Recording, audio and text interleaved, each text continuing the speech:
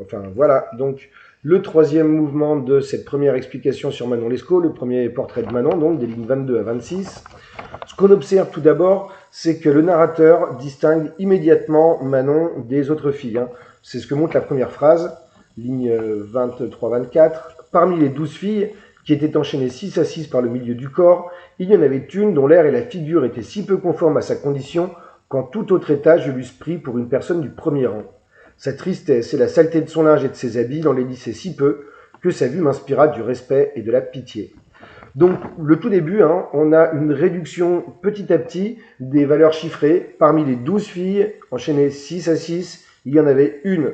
Donc, encore une fois, on a un effet de focalisation avant qui nous amène à nous focaliser juste sur Manon, qui est complètement isolée du reste de ses camarades. Premier élément donc, qui permet de distinguer Manon et de la faire ressortir comme une héroïne. On a l'impression que c'est elle seule qui justifie toute cette agitation, et en tout cas qui aimante le regard des personnages qui regardent la scène, de Renoncourt en tout cas. La première description qui nous en est donnée associe deux éléments. D'une part, donc, elle apparaît comme pitoyable, et d'autre part, elle apparaît comme relativement noble et respectable. Pitoyable tout d'abord parce qu'elle est dans une situation pitoyable, justement. Enchaînée 6 à 6, 6 à 6 par le milieu du corps, on évoque également la tristesse et la saleté de son linge et de ses habits, donc répétition des deux éléments pour mieux insister encore sur la dégradation de son état. Mais malgré tout, donc, elle suscite une forme d'émotion, de respect, compte tenu de sa beauté. Donc, on note justement que aux lignes 24-25, on nous explique, Renoncourt nous explique que son air et sa figure ne sont pas conformes à sa condition de prostituée et qu'on pourrait la prendre pour une personne du premier rang, ce qui est dit à la ligne 25, c'est-à-dire d'une noble, ligne 25. D'autre part, sa beauté résiste à la médiocrité de la situation dans laquelle elle a beau être sale, mal vêtue, sa beauté résiste justement, puisque il nous est dit justement qu'elle impose ce respect, cette pitié. Je vérifie, non, il n'y a pas le terme beau dedans, mais c'est pas grave, on devine bien qu'elle est belle. En tout cas, et puis justement, sa vue inspire respect et pitié. Donc, comme dans tout le roman, on n'a aucune information sur le physique de Manon, on sait juste qu'elle est belle et que sa beauté inspire une certaine forme de respect parce qu'elle semble venir du premier rang, venir de la noblesse, venir de la haute société. En tout cas, on peut souligner, et c'est très important, que cette beauté inverse les jugements moraux. C'est-à-dire que tous les préjugés négatifs qu'on pouvait avoir à propos de Manon, compte tenu du fait que c'est une prostituée qui va être exilée, disparaissent quand on a cette apparition céleste de cette jeune femme, puisque précisément, le narrateur nous explique que sa beauté efface sa condition de prostituée, et même qu'elle inspire du respect. Donc, le narrateur et le lecteur à travers lui, loin de blâmer Manon, sont plutôt portés à lui porter de la pitié, à avoir de la compassion pour elle. Donc, on peut également noter qu'on retrouve dans ce passage le registre pathétique qu'on avait déjà vu auparavant à propos de l'intervention de la vieille dame, et que ce pathétique contribue à l'émotion. Manon, donc, comme j'ai noté, apparaît en objet de pitié pour le lecteur. La phrase suivante, donc, va confirmer cette impression. Nous l'avons tirée de l'hôpital, me dit-il, par ordre... non, pardon. Elle tâchait néanmoins de se tourner, j'étais allé trop vite, 26, donc elle tâchait néanmoins de se tourner, autant que sa chaîne pouvait le permettre, pour dérober son visage aux yeux des spectateurs. L'effort qu'elle faisait pour se cacher était si naturel qu'il paraissait venir d'un sentiment de modestie. Ce qui va contribuer ici à susciter l'émotion, à nouveau, c'est l'attitude de Manon.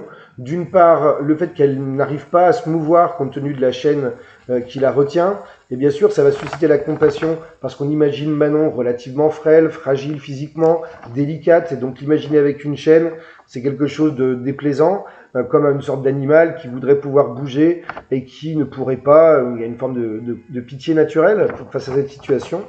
Et d'autre part, le fait qu'elle veuille se tourner est attribué à un sentiment de modestie, donc de la pudeur qui la retient, enfin qui la gêne à l'idée d'être observée comme une bête de foire par ces paysans curieux de voir ces prostituées.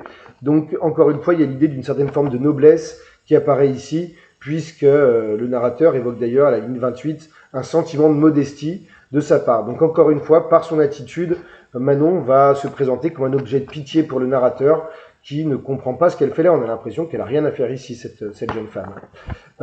Voilà. Et pour terminer, donc, on va passer donc aux lignes 29-31, mais avant signaler donc Manon se signale comme une héroïne aussi belle que pitoyable. La beauté, la modestie de son attitude, etc. efface complètement le fait qu'elle est avec d'autres prostituées vouées à l'exil. Donc, dernier mouvement. Comme les cigares qui accompagnaient cette malheureuse bande, etc. Donc, une dernière étape dans la découverte de Manon. Après son portrait, on va avoir quelques informations sur son histoire qui vont nous être données par le chef des archers qui accompagne donc cette malheureuse bande, pour reprendre l'expression utilisée par Prévost à la ligne 29. Donc les lignes 28 à 31 sont simplement des phrases de transition. On peut juste souligner avec la ligne 31, il ne peut m'en donner que de fort général, que Prévost maintient un certain suspense, il ne va pas tout dire dès le début sur Manon, donc on aura des informations petit à petit, comme dans l'ensemble du texte, on approche de Manon petit à petit, de façon à stimuler la curiosité et créer une forme de suspense auprès du lecteur. En tout cas, la réponse du chef va à l'encontre des sentiments positifs de Renoncourt, puisque les faits qu'on nous donne confirment bien qu'on a affaire à une fille de mauvaise vie, à une prostituée, à une criminelle même. Nous l'avons tirée de l'hôpital, me dit-il, par ordre de monsieur le lieutenant général de police. Ici, on a l'évocation de l'hôpital, donc la prison, que connaissent forcément les lecteurs de l'époque. Donc immédiatement, elle apparaît comme une prisonnière, une criminelle. L'expression lieutenant général de police renvoie également à ce domaine de la justice. Donc on est encore dans cette idée de répression, dans l'idée que c'est peut-être potentiellement une femme dangereuse, sinon on n'a pas besoin de la police. La phrase suivante est une litote. Il n'y a pas d'apparence qu'elle eût été renfermée pour ses bonnes actions. Une litote par négation qui permet au chef des archers de faire comprendre que, de toute évidence, si Manon est là, c'est qu'il y a de bonnes raisons pour qu'elle soit là, parce que si on ne se retrouve pas en prison par hasard. Donc, on doit comprendre qu'elle a fait de mauvaises actions et non pas de bonnes actions. Néanmoins, les deux dernières phrases vont infléchir un petit peu le jugement et rappeler ce que Renoncourt nous avait dit, à savoir que Manon, spontanément, suscite de la curiosité et de la pitié. On apprend d'abord que le chef l'a interrogé plusieurs fois sur la route. Peut-être qu'il a interrogé les autres filles, on ne le sait pas, mais en tout cas, elle, il s'est arrêté sur son cas. Et surtout, il nous apprend ensuite que même si on ne lui a pas demandé de la ménager, il a été plus tendre avec elle, à la ligne 34. Je ne laisse pas d'avoir quelques égards pour elle, parce qu'il me semble qu'elle voit un peu mieux que ses compagnes. Donc à nouveau, il distingue Manon des autres filles, comme Renoncourt l'avait fait précédemment, et il semble ressentir lui aussi un sentiment de pitié à son égard, puisqu'il essaye de la ménager autant qu'il le peut. D'autre part, elle s'obstine à ne me rien répondre, confirme l'impression que Manon est remplie de honte de se retrouver dans cette situation, ce qui bien sûr va susciter également de la pitié à son égard auprès du lecteur. Donc, pour conclure sur ce texte, alors j'ai pas fait la conclusion, donc je vais la faire à l'oral. Pour conclure sur ce texte, donc on peut dire que Prévost utilise deux grandes techniques pour présenter Manon comme une héroïne dès le début de son roman. La première, c'est une technique purement d'écriture, purement narrative. Il utilise la technique de la focalisation avant, c'est-à-dire qu'on va faire une sorte de grand zoom qui nous emmène d'abord d'une place à Passy, d'une hôtellerie devant laquelle il y a de l'agitation, à l'intérieur d'une hôtellerie, puis à une jeune femme qu'on va découvrir dans cette hôtellerie. Et cette narration est menée petit à petit avec des informations qui sont distillées de façon à faire naître la curiosité du lecteur pour cette jeune femme qui, à elle seule, semble provoquer un gigantesque émoi dans cette petite ville de Passy.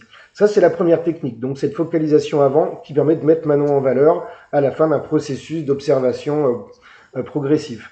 La deuxième technique, c'est celle qui consiste à jouer sur l'ambiguïté du personnage, puisque Manon nous apparaît sous un double visage, d'abord sous le visage d'une criminelle emmenée par la police, en exil, avec d'autres mauvaises filles, d'autres prostituées, et d'autre part l'image d'une jeune femme dont on a l'impression qu'elle n'a pas sa place avec ses prostituées, celle d'une jeune femme à la beauté lumineuse, rayonnante, et qui la caractérise comme une noble personne, à une époque où la noblesse est importante, pas seulement la naissance, on est persuadé que la noblesse influe sur la personnalité, sur le caractère. L'idée que Manon est noble implique qu'elle est comme une sorte d'autre univers que les personnes normales, qu'elle est au-dessus des autres gens. Donc bien sûr, il y a une sorte de curiosité face à ce paradoxe de cette prostituée, exilée, criminelle, qui est en même temps d'une beauté si renversante qu'on oublie complètement le mal qu'elle aurait pu faire et qui va susciter d'entrée de jeu la pitié. Et donc le lecteur a envie d'en savoir plus. Voilà.